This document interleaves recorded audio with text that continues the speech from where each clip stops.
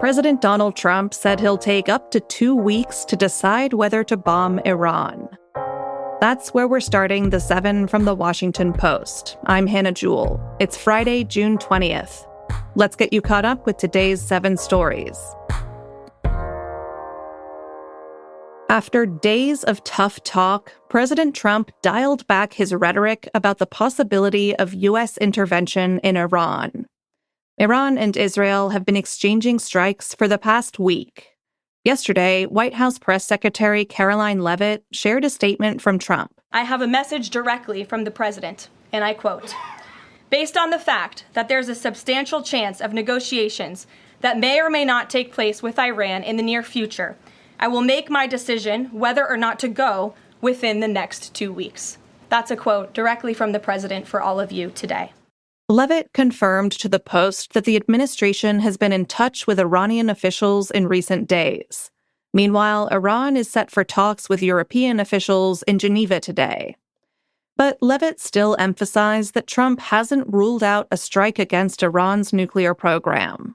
Israel does not have weapons capable of penetrating Iran's deepest nuclear enrichment facility, which is buried deep under a mountain. The U.S. does.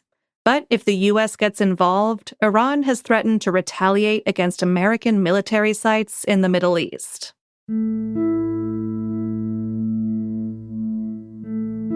An appeals court allowed President Trump to keep the National Guard in Los Angeles. That's number 2. Earlier this month, Trump ordered more than 4,000 National Guard members to L.A. It was in response to a wave of protests against immigration raids and Trump's deportation policies. California sued the Trump administration over the deployment, and a district judge ruled in the state's favor. But yesterday, a federal appeals court said Trump's deployment of the National Guard appears to be lawful. It was a win for Trump for now. It means the National Guard can remain in LA while a more protracted legal battle about the deployment plays out. Earlier yesterday, there was a dramatic standoff with protesters at the city's Dodger Stadium. The Los Angeles Dodgers said they blocked federal immigration agents from accessing stadium parking lots ahead of a game. Immigration and Customs Enforcement denied that their agents were there. The Department of Homeland Security said Customs and Border Enforcement vehicles were briefly in the stadium's parking lot. Number 3. A man was accused of knocking on the Memphis Mayor's door with a taser. Trenton Abston was arrested and charged with attempted kidnapping this week. Police said the 25-year-old man allegedly scaled a wall to get to the mayor's home and had rope and duct tape in his car. Memphis police said the man admitted he was angry with Democratic Mayor Paul Young and wanted to confront him about crime in the city. This incident follows the fatal shooting of a Minnesota lawmaker and her husband last week. In a statement, Mayor Young said, quote, "The link between angry online rhetoric and real-life violence is becoming undeniable." Number 4. 3 people died in a Listeria outbreak linked to pasta. Federal health officials said on Wednesday that more than a dozen people have been hospitalized in an outbreak spanning 13 states. It's linked to pre-made chicken fettuccine Alfredo meals sold at Walmart and Kroger. They're made by Fresh Realm, which announced a recall earlier this week. The affected products were made before June 17th and have sell-by dates this month. Listeria is particularly dangerous for newborns and people who are pregnant, older, or have weakened immune systems. So if you suspect you have one of these meals, make sure you dispose of it and clean your fridge, containers, and surfaces really well.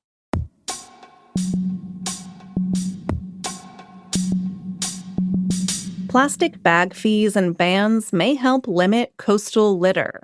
That's our 5th story. A new study found that places that make people pay for plastic bags or ban them altogether see a benefit on their coasts. In communities with bag policies, the prevalence of plastic bags in the trash was 25% to 47% lower than in places without regulations. But that good news is wrapped up in some bad news, like a seagull tangled in a plastic bag.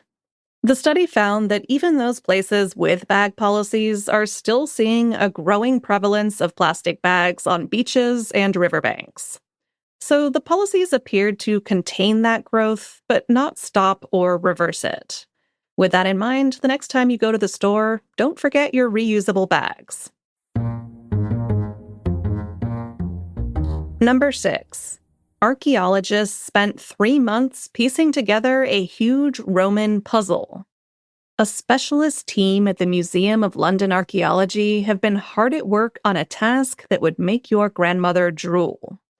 They've reassembled an enormous collection of Roman frescoes in a huge jigsaw-like project.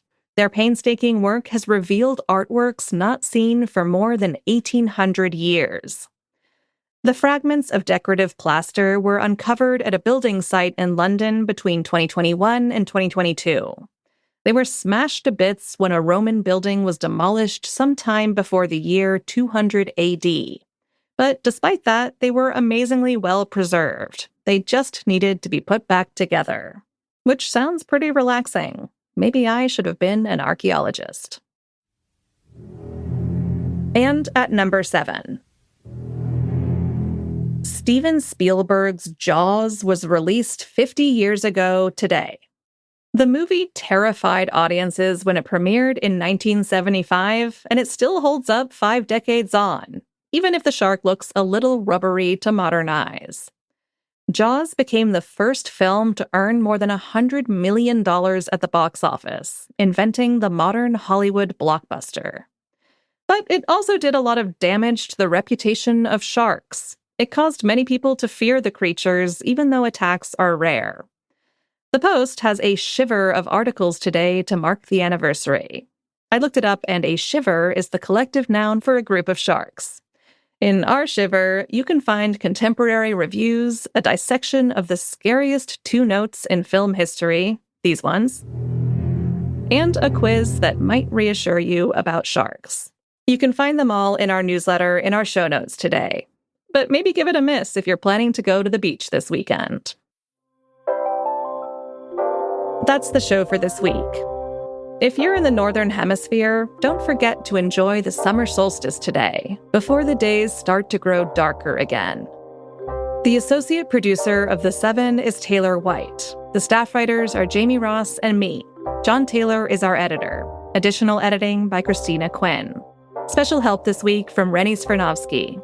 Copy editing by Melissa No and Thomas Haliba. Mixing and sound design is by Jim Briggs and Justin Garish. Our theme music is by Edith Mudge. Renita Jablonski is our director of audio. I'm Hannah Jewell. Thanks for listening and have a great weekend. I'll meet you back here on Monday.